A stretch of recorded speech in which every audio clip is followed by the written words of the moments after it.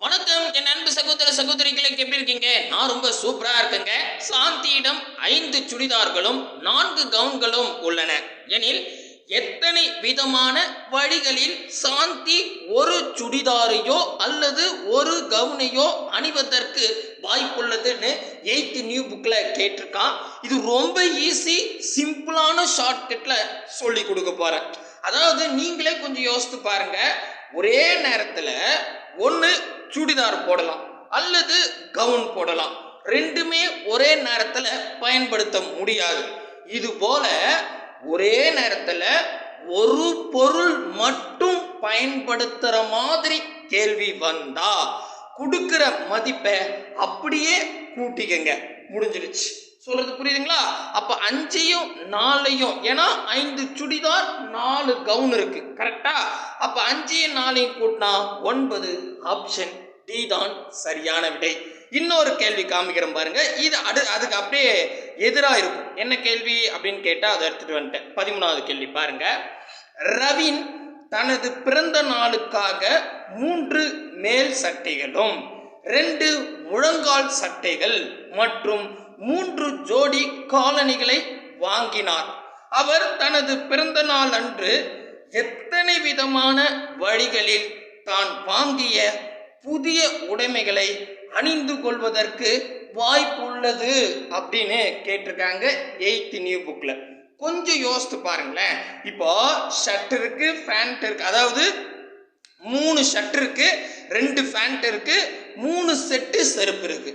இப்போ ஒரு பர்த்டேக்கு எல்லாத்துலேயுமே ஒன்று யூஸ் பண்ண முடியும் தானே? ஷர்ட்டும் போட்டுக்கலாம், பேண்ட்டும் போட்டுக்கலாம், ஷூவும் போட்டுக்கலாம்.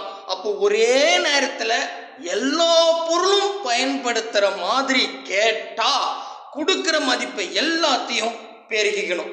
அவ்வளோதாங்க, முடிஞ்சிச்சா? அப்போ பாருங்க, 3 2 பெருக்குனா 1 3 3 6 6 3 18. ஆப்ஷன் சி தான் சரியான விடை. பேப்பர் பென்சில் எதுவுமே பயன்படுத்த தேவையில்லை. கொஸ்டின் பார்க்கும் போதே நான் சொல்ற கண்டிஷன் இருக்குதா, பெருகுங்க, கூட்டுங்க, அவ்வளோதான், முடிஞ்சு போச்சு. கொஸ்டின் பார்த்து அடுத்த செகண்டே மின்னல் வேகத்தில் போடணும் அப்படின்னு ஆசைப்பட்டீங்கன்னா இந்த வீடியோவை கொஞ்சம் கூட ஸ்கிப் பண்ணாம ஃபுல் வீடியோ பாருங்க. நான் 8th நியூ புக்ல இருந்து ஒரு 14 கணக்கு எடுத்துட்டு வந்திருக்கேன். இது என்ன தலைப்பு அப்படின்னு பார்த்தீங்கன்னா, நம்மளுடைய சிலபஸ்ல தர்க்க காரணவியல் புதிர்கள் அப்படின்னு கொடுத்துருப்பான். இதில் தான் நான் ஒரு 14 கேள்வி 8th நியூ புக்ல இருந்து எடுத்துட்டு வந்திருக்கேன். ஆல்ரெடி டிஎன்பிஎஸ்சில 2022 2023 நிறைய கேள்வி கேட்டாங்க. சரிங்களா? ரொம்ப ரொம்ப சிம்பிளுங்க. ஓகேங்களா? மொத்தம் 3 டைப் எடுத்து வந்திருக்கேன். நீங்கள் 2 கணக்கு பார்த்தோம்னே புரியுதுப்பான்னு வெளியே போயிட்டீங்கன்னா கண்டிப்பாக புரியாது. சரிங்களா? 3 டைப்பு தெளிவாக பார்த்துட்டிங்கன்னா புக்கில் இருக்கிற எந்த கணக்கு கேட்டாலும் ஈஸியாக ஆன்சர் பண்ணிட முடியும். இந்த 14 கேள்வியும் கீழே டிஸ்கிரிப்ஷனில் ஆன்லைன் டெஸ்ட் அப்படின்னு கொடுத்துருக்கேன். ஒரு முறை டெஸ்ட் எழுதி பார்த்துருங்க. அப்போ தான் கொஷின் உங்களுக்கு அண்டர்ஸ்டாண்ட் ஆகும். வீடியோ எவ்வளோ முக்கியத்துவம் கொடுத்து பார்க்குறீங்களோ அந்த அளவுக்கு ஒரு முறை டெஸ்ட் எழுதிருங்க. அப்போ 2 times கொஷின் பார்த்த ஃபீல் ஆகும். ஈஸியாக உங்களுக்கு மெமரி ஆகிடும். சரிங்களா? ரைட். ஃபர்ஸ்ட் டைப்புங்க. ஃபர்ஸ்ட் டைப் 8th நியூ புக்ல இருக்குது. இதே மாடல் 2022 டிஎன்பிஎஸ்சிலையும் கேட்டிருக்கான். கொஸ்டின் முதல்ல படிச்சிடுறேன், அதுக்கப்புறம் எப்படி போடலான்னு சொல்றேன். சரியா தவறா என விடையளிக்கும் 3 வினாக்கள் அடங்கிய சிறு தேர்வில் ஒரு மாணவன் மொத்தம் எத்தனை வழிகளில் விடையளிக்க முடியும் அப்படின்னு 8th நியூ புக்ல கேட்டிருக்காங்க. என்னப்பா கேட்குறாங்க, புரியலையே. அதாவது இப்போ ஒரு டெஸ்ட் வைக்கிறாங்க, சரிங்களா? கிளாஸ் டெஸ்ட்னே வச்சுங்க. அதில் சரியா தவறா அதான் கேள்வியே. நான் ஒரு கேள்வி கேட்குறேன், இரவில் சூரியன் தெரியுமா தெரியாதா அப்படின்னு கேட்டா நீங்க என்ன சொல்றீங்க? தெரியும் தெரியாது. இதான ஆன்சரா இருக்கும், கரெக்டா? அந்த மாதிரி ஒரு 3 கேள்வி தான், அந்த டெஸ்ட்டுக்கே 3 கேள்வி தான் சொல்ல போறோம். அதுக்கு நீங்க சரியா தவறான்னு சொல்லணும் அப்படின்ற ஒரு எக்ஸாம் நடக்குது. புரியுதுங்களா? புரியுது. அதில் ஒரு பையனுக்கு அந்த கொஸ்டின் பேப்பர் கொடுத்துட்டேன். ஜஸ்ட் 3 கொஸ்டின் தான் இருக்குது இல்லையா? அவன் வாங்கின உடனே அவன் பாருங்க என்ன கேட்குறாங்க, ஒரு மாணவன் மொத்தம் எத்தனை வழிகளில் அவன் விடையளிப்பான் அப்படின்னு கேட்குறாங்க. ஸோ இந்த மாதிரி கேள்விகள் வந்துட்டா ரொம்ப ஈஸிங்க. ஃபர்ஸ்ட் நல்லா புரிஞ்சுங்க. இதில் இங்கே பாருங்க, சரியா தவறா அப்படின்ற 2 ஆப்ஷன் தான், கரெக்ட் தானுங்க? ஸோ ரெண்டே ரெண்டு ஆப்ஷன் தான் ஒவ்வொரு கேள்விக்கும். ஓகேவா? அப்போ எத்தனை ஆப்ஷனோ அதை கீழே வைங்க. ரெண்டு ஆப்ஷன் தானே, புரியுதுங்களா? புரியுது. அதுக்கப்புறம் எத்தனை கேள்வியோ அதை தலை மேல வைங்க. எத்தனை கேள்வி? 3 கேள்வி, அதை தலை மேல போடுங்க. அவ்வளவுதாங்க. இதை சுருக்கணும் ஆன்சர்.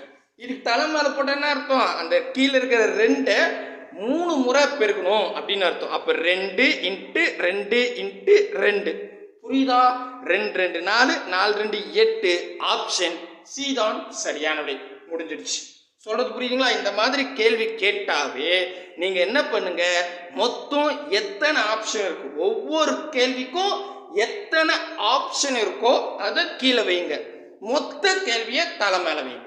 புரியுதா? இதுல வேற மெத்தட்லாம் கேட்குறாங்க. நான் எல்லாத்தையும் பார்த்துருவோம். கிட்டத்தட்ட 5 கேள்வி இந்த மாடல்ல பார்க்க போறோம். சரிங்களா? புரியுதுங்களா? புரியுது. அடுத்த கேள்வி பாருங்க. இதுல பாத்தீங்கன்னா சரி, இங்க ரியான் போட்டாங்க. சரி, ஓகே. ரெண்டாவது கேள்வி பாத்தீங்கன்னா சரியா தவறா கூறுக என 5 கேள்விகள் இருக்கின்றன. இந்த 5 கேள்விகளுக்கும் மொத்தம் எத்தனை விதமான பதில் தர முடியும் அப்படின்னு 2022 டிஎன்பிஎஸ்சி எக்ஸாம்ல கேட்டிருக்காங்க. இதே கேள்விதான் 8th நியூ புக்ல இருக்குது. இன்னும் அங்க கொஸ்டின் 3ன்னு சொல்லிட்டான், இதுல 5ன்னு சொல்லியிருக்கான். புரியுதா கொஸ்டின்? அப்ப என்னன்னா, நீங்க ஒரு டெஸ்ட் எழுத போறீங்க, உங்க கையில 5 கொஸ்டின் தரேன். அந்த 5 கொஸ்டினும் எப்படிப்பட்ட டைப்புன்னு கேட்டீங்கன்னா சரியா தவறான பதில் அளிக்கக்கூடிய டைப்பு. சரிங்களா? இப்போ நீங்க மொத்த கொஸ்டினுக்கும் ஆன்சர் அளிக்கணும். அதுக்கு எத்தனை வழிகள்ல ஆன்சர் அளிக்கலாம் அப்படின்னு கேட்குறாங்க.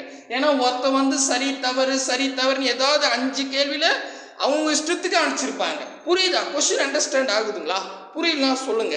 ரைட்டு. அப்ப இதுல மொத்தம் எத்தனை ஆப்ஷன் இருக்குங்க ஒவ்வொரு கேள்விக்கும்? சரி தவறு 2 ஆப்ஷன் தான். ஒன்று சரி கிளிக் பண்ணும், இல்லை தவற கிளிக் பண்ணும். கரெக்டா? அப்ப 2 ஆப்ஷன் இருக்கு, அதை கீழே வச்சுக்கிட்டேன். சரிங்களா? அதுக்கு அடுத்ததா மொத்த கேள்விகள் 5, அதை தலை மேல வச்சுக்கோங்க. ஐ மீன் இதுக்கான மீனிங் என்ன? 2 5 முறை பெருக்கணும், அவ்வளவுதான். புரியுதுங்களா? அப்ப 2 × 2 × 2 × 2 × 2 கரெக்டா? 2 2 4 4 2 8 8 2 16 16 2 32 ஆப்ஷன் டி தான் சரியான விடை. இது அப்படியே டைரக்டா பெரியக்கூடாது. ஸோ எத்தனை ஆப்ஷனோ அதை கீழே வச்சுக்கணும், கொஸ்டின்ஸை பவர்ல வச்சுக்கணும். தெளிவா புரியுதுங்களா? ரைட்டுப்பா. அடுத்த கேள்வி இதே மாடல்ல இன்னொரு கேள்வி புத்தகத்திலே கொடுத்துருக்காங்க. இங்க பாருங்க, நல்லா கவனிக்க. இது 8th நியூ புக் பேக்ல கொடுத்துருக்கான். 3 நாணயங்களை ஒரே சமயத்தில் சுண்டப்படும் பொழுது எத்தனை விதமான விளைவுகள் கிடைக்கும்? இது நிகழ்தகவு கிடையாது. அவன் என்ன பண்ண, 3 நாணயங்களை, இப்ப நிகழ்தகவு நான் சொல்றேன். சரிங்களா? இப்ப 3 நாணயங்களை சுண்டும் போது பூ விழுவதற்கான நிகழ்தகவு, தலை விழுவதற்கான நிகழ்தகவுன்னு கேட்பான். அது நிகழ்தகவு தலைப்பு. பட் இது கிடையாது, இது ரீசனிங். சரிங்களா? இப்ப என்ன கேட்கறேன்னா, 3 நாணயங்களை ஒரே டைம்ல நீங்க சுண்டி விடுறீங்க. அப்போ அது கீழே வீய போகுது இல்லையா? அது எத்தனை விதமான டைப்ல வீயும் அப்படின்னு கேட்குறாங்க. புரியுதுங்களா? புரியுது. அப்ப நல்லா கவனிங்க. கிட்டத்தட்ட இதுவும் ஒண்ணுதான். இதுல சரியா தவறா அப்படின்னு ஒரு கேள்வின்னு எடுத்துக்கிட்டா சரி தவறு அதான் ஆப்ஷன்.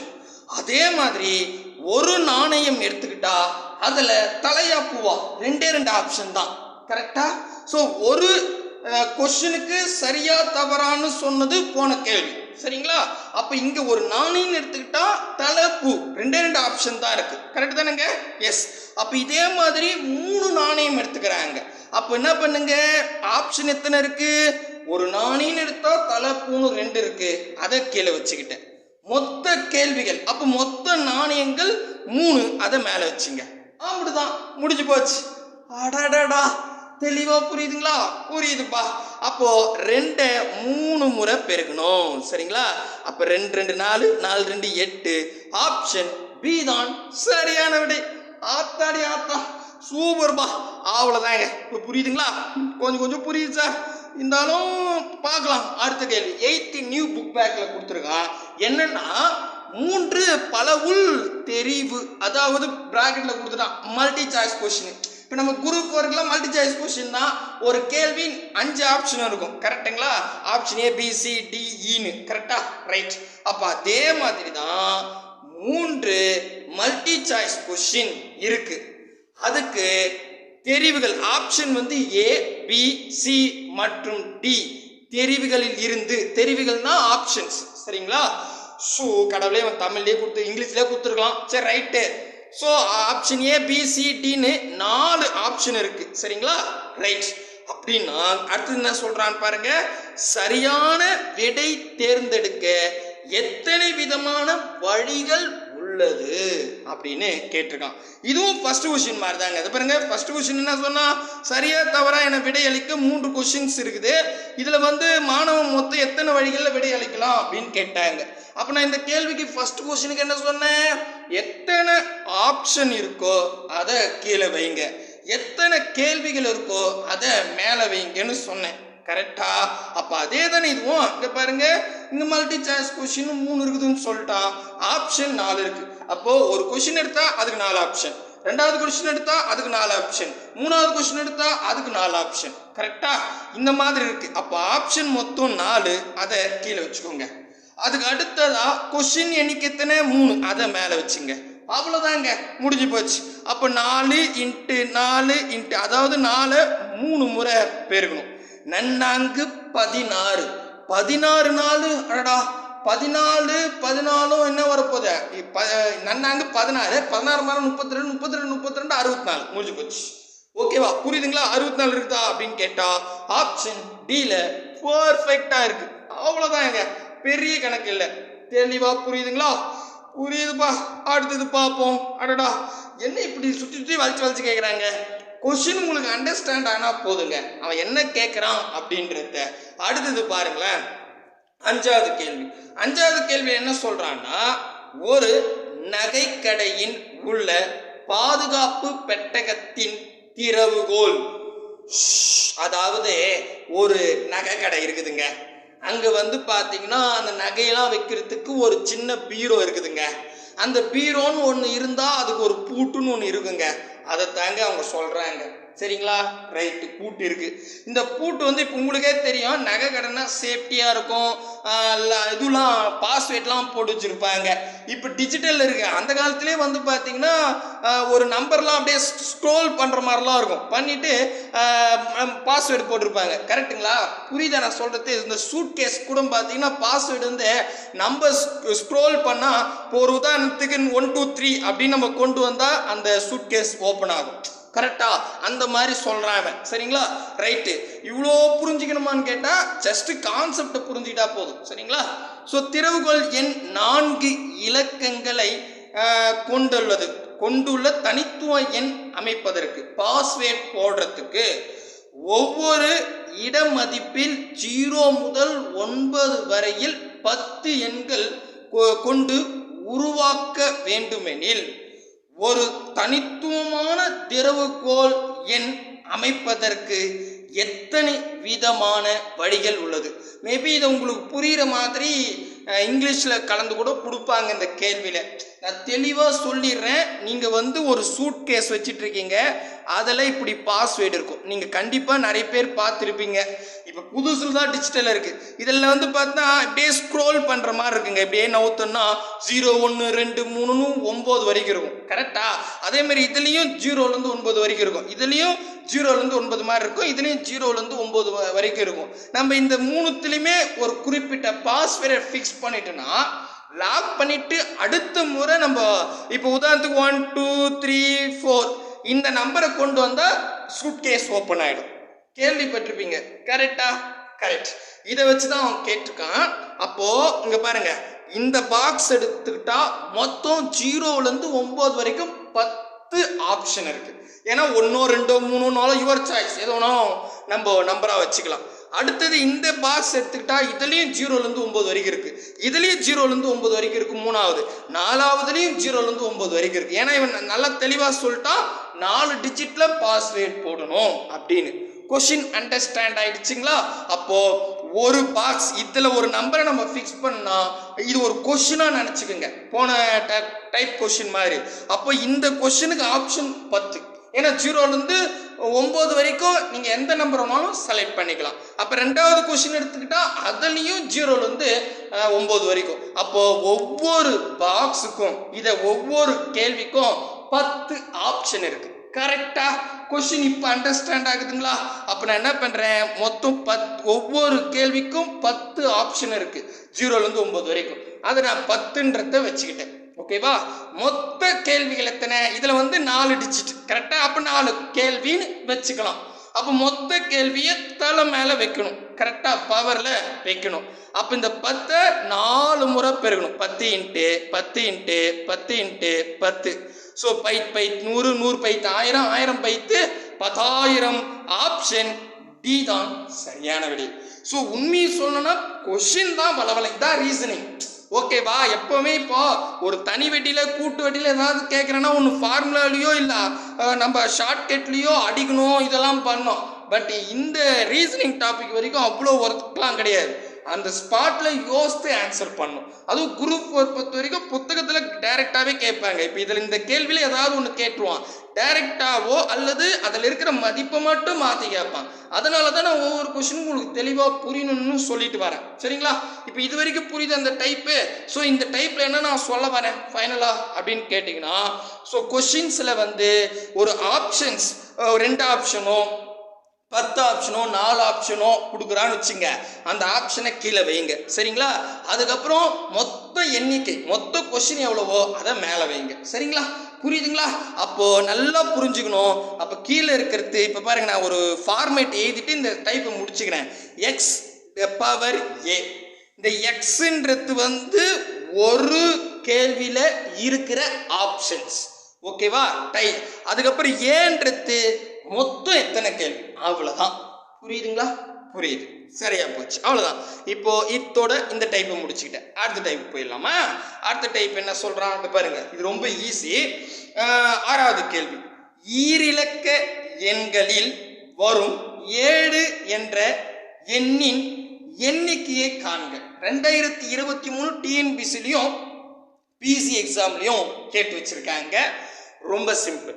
ஈரிலக்கம்னா 2 டிஜிட். 2 டிஜிட்னா இப்போ 11ல் இருந்து 99 வரைக்கும் தான் 2 டிஜிட். சரிங்களா? இப்போ 1ன்னா 1 டிஜிட்டுங்க, 1லேருந்து 9 வரைக்கும். அதே மாதிரி 100ல் இருந்து 999 வரைக்கும் 3 டிஜிட். அப்போ 11ல் இருந்து 99 வரைக்கும் 2 டிஜிட். ஏன்னா 2 இலக்க எண். ஓகேவா? புரியுதுங்களா? அப்போ 11ல் இருந்து 99 வரைக்கும் எங்கெல்லாம் 7 ஒரு எண்ணா இருக்கு, அதோட எண்ணிக்கை எத்தனை, எந்தெந்த இடத்துல இருக்கு அப்படின்னு கேட்குறாங்க. புரியுதுங்களா? புரியுது சார். அப்போ எழுதலாமா? இது ஒரு பெரிய விஷயம் இல்லை. இப்போ ஃபர்ஸ்ட் பார்த்தீங்கன்னா 11ல் இருந்து 20 வரைக்கும் 7 எங்க இருக்குன்னு கேட்டா 17ல் மட்டும்தான் இருக்கும். கரெக்டா? இப்போ நான் இது மாதிரிலாம் வளவலன்னு சொல்றேன். 17ல் இருக்கும், அதுக்கு அடுத்தது 27ல் இருக்கும், அதுக்கப்புறம் 37ல் இருக்கும், அதுக்கப்புறம் 47ல் இருக்கும், அதுக்கப்புறம் 57ல் இருக்கும், அதுக்கப்புறம் 67ல் இருக்கும். கரெக்டா? அதுக்கு அடுத்தது 77 இருக்கும். நான் எழுதலை, ஏன்னு சொல்கிறேன், அப்படியே விட்டுருங்க. அடுத்தது 87ல் இருக்கும், அதுக்கப்புறம் 97ல் இருக்கும், இதுக்கப்புறம் 107 3 டிஜிட்டாக மாறிடு. அவ்வளோதாங்க, ஃபினிஷ். புரியுதுங்களா? புரியுது. இப்போ அடுத்தது இன்னும் ஒரு வாய்ப்பாடு அப்படியே விட்டேன், 70வது வாய்ப்பாடு. நல்லா யோசித்து பாருங்க.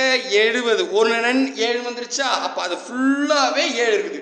71 72 73 74, அதுக்கப்புறம் 75 76 77.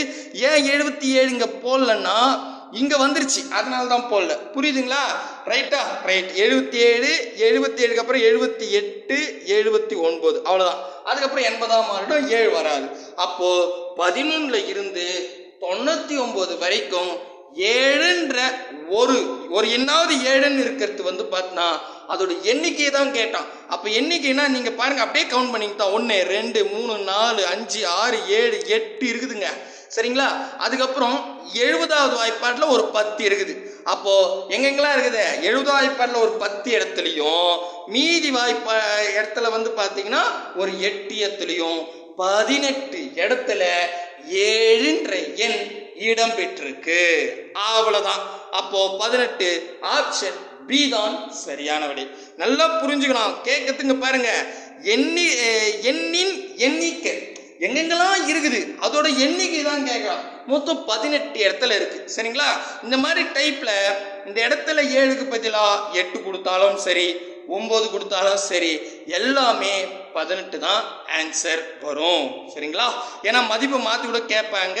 ஆல்ரெடி டிஎன்பிசியில் கேட்டான், ஜஸ்ட் அவன் 9லன்னு கேட்டானா பக்கான்னு குழப்பிட்டு இருக்க வேணாம். சரிங்களா? புரியுதுங்களா? இதே மாடல் நம்மளுடைய 8th புக்லையும் இருக்குதுங்க. எப்படி கொடுத்துருக்கான்னா, 7ஐ ஒரு இலக்கமாக கொண்ட ஈரிலக்க எண்களில் எத்தனை உள்ளது பாருங்க. இதே கேள்விதான் புத்தகத்தில் இருக்கிறது தான் எக்ஸாம்லையும் கேட்டு வச்சிருக்காங்க. இது நான் ஒரு மாடலுக்கும் சொல்றேன்.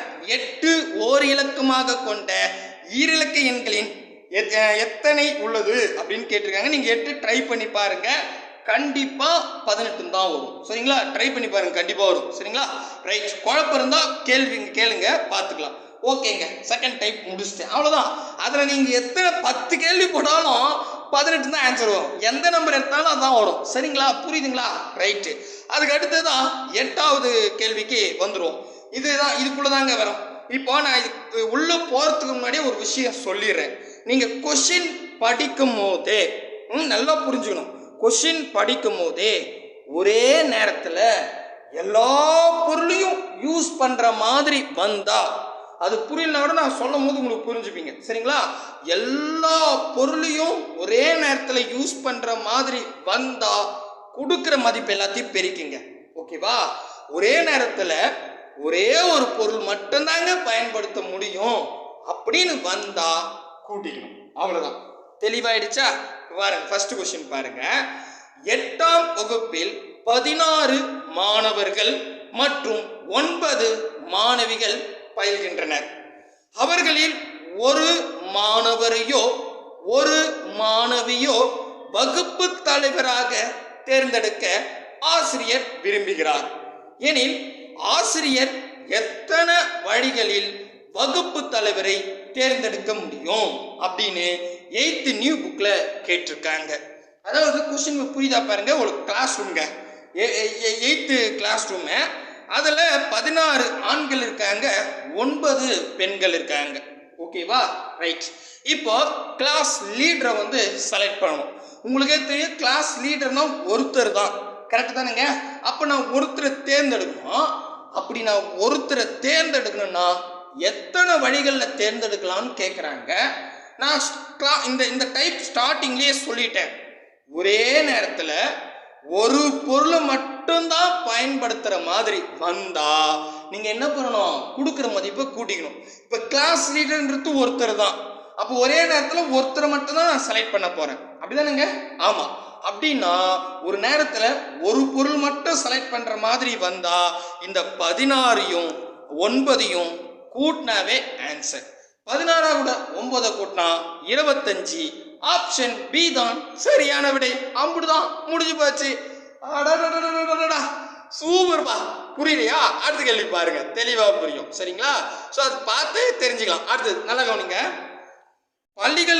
பள்ளிகளுக்கு இடையே ஆன வினாடி வினா போட்டிக்கு பள்ளி சார்பாக ஒருத்தரை தேர்ந்தெடுக்க வேண்டும். நல்ல கவனிங்க. இங்கே மேட்ரு முடிஞ்சு போச்சு, நமக்கு வழி தெரிஞ்சிருச்சு. ஏன்னா இப்போ வந்து ஒரு கியூஸ் ப்ரோக்ராம் நடக்குது ஏதோ ஒரு வெளி ஸ்கூல்ல. சரிங்களா? நம்ம ஸ்கூல்ல இருந்து ஒரு ஸ்டூடெண்ட்டை நான் அங்கே அந்த ஃபங்க்ஷனுக்கு அந்த கியூஸ் ப்ரோக்ராமுக்கு அனுப்ப போகிறேன். அப்போ ஒருத்தரை ஒரு நேரத்தில் ஒருத்தர்னே சொல்லிட்டான். அப்போ கொடுக்குற மதிப்பை கூட்டிக்கணும். அவ்வளோதான். நான் இன்னும் கொஸ்டினே பச்சை முடிக்கல, ஆனால் ஆன்சர் தெரிஞ்சு போச்சு. இருந்தாலும் வாங்க கம்ப்ளீட் பண்ணுறேன். அடுத்தது, ஒருவரை தேர்ந்தெடுக்க 26 மாணவர்கள் மற்றும் 15 மாணவிகள் ஆசிரியர் பயிற்சி அளிக்கிறார் எனில், இவர்களில் இருந்து ஒருவரை ஆசிரியர் தேர்ந்தெடுக்க எத்தனை விதமான வாய்ப்புகள் உள்ளது? 8th நியூ புக் பேக்ல கேட்டு வச்சிருக்காங்க. புரியுதா? இப்போ கியூஸ் ப்ரோக்ராம் நடக்குதுங்க, அதுக்கு டக்குன்னு ஒருத்தர் அனுப்பிச்சிட மாட்டாங்க. நம்ம ஸ்கூல்லையே பெஸ்ட் ஸ்டூடெண்ட்டை செலக்ட் பண்ணணும். அப்போ அதுக்கு பார்த்தீங்கன்னா 26 ஆண்களையும் 15 பெண்களையும் கூட்டின்னு அவங்களுக்கு ட்ரைனிங் கொடுக்குறாங்க. இதுல யாரு நல்லா பண்றானோ அவனை வெளி ஸ்கூலுக்கு கியூஸ் ப்ரோக்ராமுக்கு அனுப்புவாங்க. கரெக்டா? புரியுதுங்களா? புரியுது. அப்ப இந்த ஃபங்க்ஷன் என்னது? ஒரு நேரத்துல ஒருத்தரை தான் அனுப்புறாங்க. அப்போ ஒரு நேரத்துல ஒருத்தரை மட்டும் பயன்படுத்துற மாதிரி வந்தா இந்த 15யும் 26யும் கூட்டுங்க, முடிஞ்சிடுச்சு. அவ்வளவுதாங்க. 26யும் 15யும் கூட்டினா 41. ஆப்ஷன் ஏ தான் சரியான விடை. ஆத்தி ஆத்தி, இதெல்லாம் தெரியாமே கணக்கு வேற நான் கஷ்டம் வேற பில்டப் போட்டுருந்தேன். அட கடவுளே, எவ்வளோ பெரிய முட்டாள்தனம் பண்ணிட்டேன். அடுத்தது 10வது கேள்விங்க. இதான் நம்ம இன்ட்ரோல பார்த்தோம்.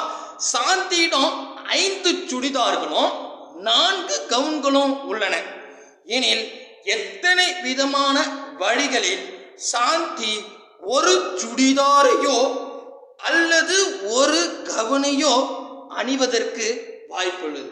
நல்லா இதுல பார்க்கணும். ஒன்னுதான் அவன் பயன்படுத்த சொல்லிட்டான், சரிங்களா? அப்ப அந்த ஒன்னுன்னு சொல்லிட்டாவே தெரிஞ்சு போச்சு ஒரே நேரத்துல ஒண்ணுதான் யூஸ் பண்ண முடியும்னு. அதே மாதிரி நீங்களே கொஞ்சம் யோசித்து பாருங்களேன். இப்போ சுடிதாரும் கவுன் இருக்குதுங்க. 5 சுடிதார் இருக்கு, 4 கவுன் இருக்கு. ஒரு நேரத்துல நீங்க எத்தனை ட்ரெஸ் போடுவீங்க? அவனு இதுலயும் பாருங்க, ஒரு சுடிதாரையோ அல்லது ஒரு கவுனையோ சொல்லிட்டான், ஒண்ணுதான் பயன்படுத்த போறான். ஆனா நீங்களே யோசித்தா கூட ஒன்னு சுடிதார் போட முடியும், இல்ல கவுன் போட முடியும். கரெக்டா? அப்ப ஒரே நேரத்துல ஒரு பொருள் மட்டும்தான் பயன்படுத்துற மாதிரி கேட்டிருக்காங்க. கரெக்டா? அப்படி கேட்டாங்கன்னா கொடுக்கிற மதிப்பை அப்படியே கூட்டிங்க. அப்போ 5 சுடிதாரையும் 4 கவுனியும் கூட்டினா 5 + 4 9. ஆப்ஷன் டி தான் சரியான விடை. சூப்பராகுதுப்பா. அடுத்தது எங்கப்பாங்க பாருங்க, ஒரு பேராகிராஃப் இதை படிச்சு புரியறதுக்குள்ள பெல் அடிச்சிடும், எக்ஸாம் முடிஞ்சு போச்சு போங்கன்னு அப்படி கேட்டு வச்சிருக்கான். இருந்தாலும் படிப்போம் எப்படி இருக்குதுன்னு. ஆனா ஒண்ணுமே இருக்காது. எப்பவுமே ரீசனிங் டாபிக் பொறுத்த வரைக்கும் கொஞ்சம் இதுவா இருங்க. பெரிய கேள்வியா இருந்தா ஒண்ணுமே இல்லைன்னு அர்த்தம். சின்னதா ஒரே லைன்ல கொடுப்பான், அதை தான் நீங்க யோசிக்கணும். ரீசனிங் சொல்றேன், சரிங்களா? எப்பவுமே பாருங்க, ஒரே லைனா இருந்தா என்னடா இப்படி கேட்டிருக்கானேன்னு கொஞ்சம் யோசிக்கலாம். பெரிய லைனா இருந்துச்சுன்னா அழகா கொஸ்டின்லயே ஆன்சர் இருக்கும்னு அர்த்தம். இங்க பாருங்க, நீங்கள் பனிக்கூழ் ஐஸ்கிரீம் அல்லது இனிப்பு ரொட்டி கேக்கு வாங்குவதற்கு கடைக்கு செல்கிறீர்கள். கடையில் பனிக்கூழ், அதாவது ஐஸ்கிரீம் பார்த்தோம்னா சாக்லேட்டு, ஸ்ட்ராபெரி, வெண்ணிலான்னு 3 ஃப்ளேவர்ல இருக்கு, 3 டைப்ல இருக்கு. என்ன ஐஸ்கிரீம் வேணும் அப்படின்னு கடைக்காரர் கேட்கிறாரு. அப்படியே உடனே பார்த்தீங்கன்னா கேக் என்னப்பா இருக்குதுன்னு கடையில கேட்கிறேன். கேக்கு பார்த்தீங்கன்னா ஆரஞ்சுலையும் வெல்வெட்டாவிலையும் 2 ஃப்ளேவர்ல, அதாவது 2 டைப்ல இருக்குதுப்பா அப்படின்னு சொல்றாங்க. சரி, இப்போ நீங்க ஒரு பனிக்குழி, ஒரு ஐஸ்கிரீமையோ அல்லது ஒரு கேக்கோ வாங்குவதற்கு எத்தனை விதமான வாய்ப்புகள் உள்ளது? நல்லா கவனிச்சிங்கன்னா ஒரே டைம்ல ஒரு நல்ல பாருங்க, புரியுதுங்களா? அவனே தெளிவா சொல்லிட்டான். ஒன்னு ஐஸ்கிரீம் வாங்குறீங்க, இல்ல கேக் வாங்குறீங்க. ஒரே டைம்ல ஒண்ணுதான் வாங்க முடியும். இன்னும் சிம்பிளா சொல்றேன், ஒரே டைம்ல ஒண்ணுதான் சாப்பிட முடியும். கரெக்டா? இப்ப நீங்க ஐஸ்கிரீம் வாங்கிட்டு கேக் வாங்கி என்ன பண்ண போறீங்க? கேக் ஐஸ்கிரீம் ஒண்ணா சாப்பிட முடியுமா? முடியாது. அப்போ ஒரே நேரத்துல ஒரு பொருள் பயன்படுத்துற மாதிரி தான் கேள்வி. கரெக்டா? கரெக்ட். அப்போ இங்க எத்தனை வகை இருக்குன்னு சொன்னா 3 வகை ஐஸ்கிரீமும் 2 வகை கேக்கும். இதை 2த்தையும் கூட்டுங்க. 3 + 2 5. ஆப்ஷன் ஏ தான் சரியான விடை. முடிந்துடுச்சு. அடா சூப்பரா புரியுதுங்களா? புரியுதுப்பா. அடுத்த கேள்வி போலாமா? போலாங்க. இப்போ இது வரைக்கும் நல்லா பாருங்க, இது வரைக்கும் ஒரே நேரத்துல ஒரு பொருள் பயன்படுத்துற மாதிரி தான் பார்த்தோம். இப்ப அடுத்த ஒரு 3 கேள்வி ஒரே நேரத்துல எல்லா பொருளும் பயன்படுத்துற மாதிரி கேள்வி இருக்கும். அப்படி எல்லா பொருளும் பயன்படுத்துற மாதிரி கேட்டாவே பிரிக்க வேண்டியதாங்க. சரிங்களா? கேள்வி கவனிங்க. உங்களிடத்தில் பள்ளிக்கு கொண்டு செல்வதற்கு 2 வகையான கைப்பைகளும் 3 வெவ்வேறு வண்ண நீர் குவளைகளும், அதாவது வாட்டர் பாட்டில் அவனே சொல்லிட்டான், வாட்டர் பாட்டிலும் உள்ளது எனில் நீங்கள் பள்ளிக்கு செல்லும் பொழுது ஒரு கைப்பை மற்றும் ஒரு வண்ண நீர்க்குவளையை கொண்டு செல்வதற்கு எத்தனை விதமான வாய்ப்புகள் உள்ளது?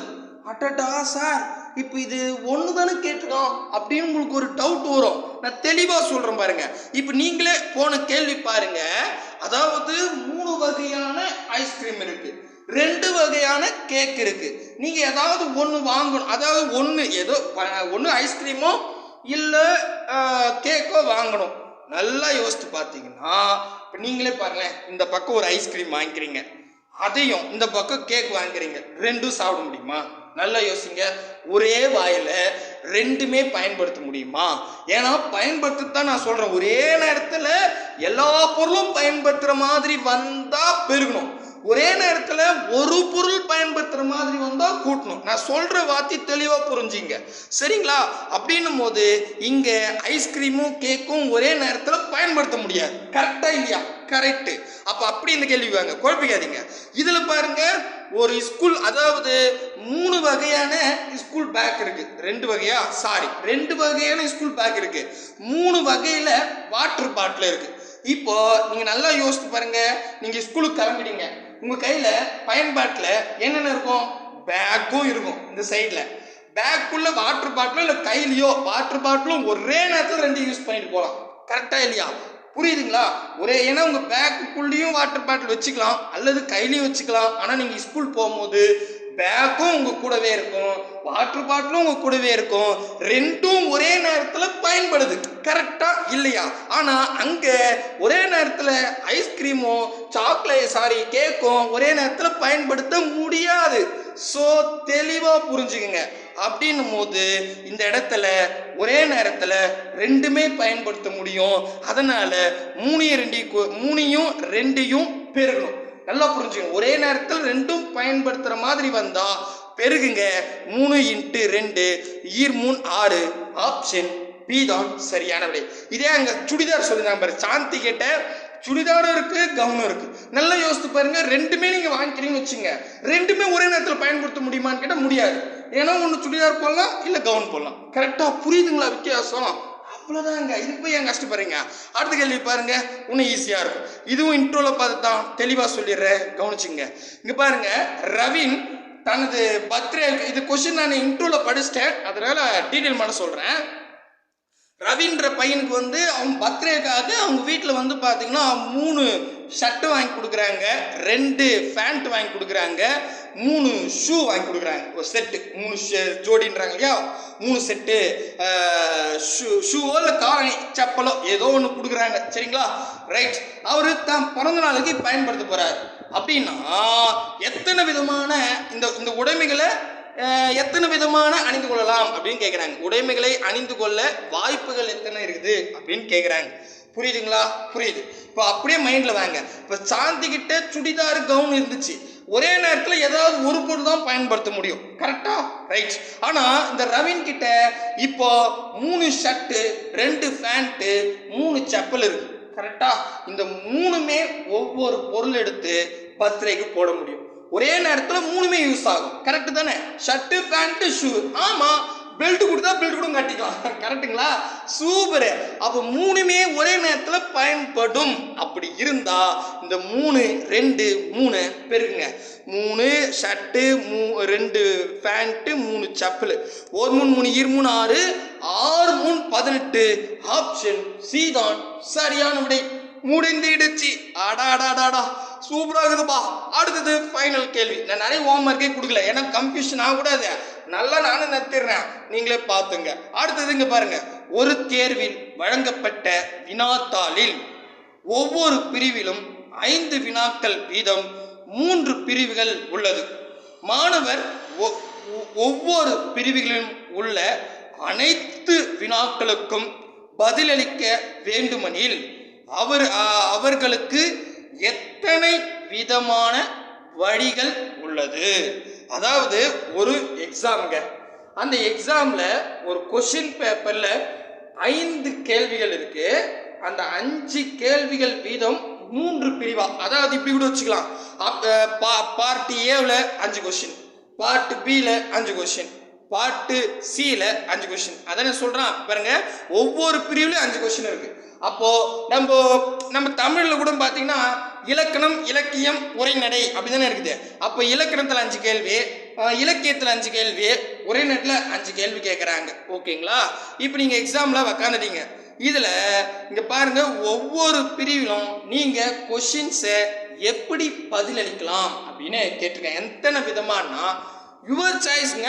இப்போ அவன் ஒரு மாணவன் சொல்லலை, நல்லா புரிஞ்சுங்க. அந்த கிளாஸ் ரூம்ல ஒரு பையன் பகுதி ஏவை எடுத்து ஆன்சர் பண்ணுவான், இன்னொரு பையன் பகுதி பி எடுத்து ஆன்சர் பண்ணுவான், இன்னொருத்தன் பகுதி சி எடுத்து ஆன்சர் பண்ணுவான். ஒரே நேரத்தில் பசங்க எல்லாருமே அவ இஷ்டத்துக்கு ஆன்சர் பண்ணுவான். சிலர் ஆப்ஷன், அதாவது பகுதி ஏல ஒரு கேள்வி, பகுதி பியில் ஒரு கேள்வி, பகுதி சியில் ஒரு கேள்வின்னு கலப்பரமாச்சு தள்ளி இருப்பான். ஸோ அப்படின்னும் போது இந்த எக்ஸாம் பொறுத்த வரைக்கும் நல்லா பாருங்க, மாணவர்கள் எல்லாருமே பார்த்தீங்கன்னா எல்லா கொஸ்டினையும் அட்டன் பண்ணுவாங்க ஒரே நேரத்தில். கரெக்ட் தானேங்க? அப்போ ஒரே நேரத்தில் எல்லா கேள்வியும் அட்டன் பண்ற மாதிரி வந்தா கொடுக்கிற மதிப்பை அப்படியே பெருக்குங்க. இந்த 5ஐயும் 3ஐயும் பெருக்குங்க. 5 3 15. ஆப்ஷன் ஏ தான் சரியான விடை. நானும் இன்னும் நிறைய எக்ஸாம் கொஸ்டின்லாம் அனலைஸ் பண்ணிட்டு இருக்கேன். ஸோ மேபி இந்த டைப்ல டிஃப்ரெண்டான கொஸ்டின் தான் நான் அடுத்த பகுதியில் உங்களுக்கு சொல்றேன். சரிங்களா? கண்டிப்பா புரியும் அப்படின்னு நம்பிக்கையோடு இந்த வீடியோ முடிச்சுக்கிறேன். அடுத்த வீடியோல சந்திக்கலாம். பாய் பிரதர் அண்ட் சிஸ்டர்.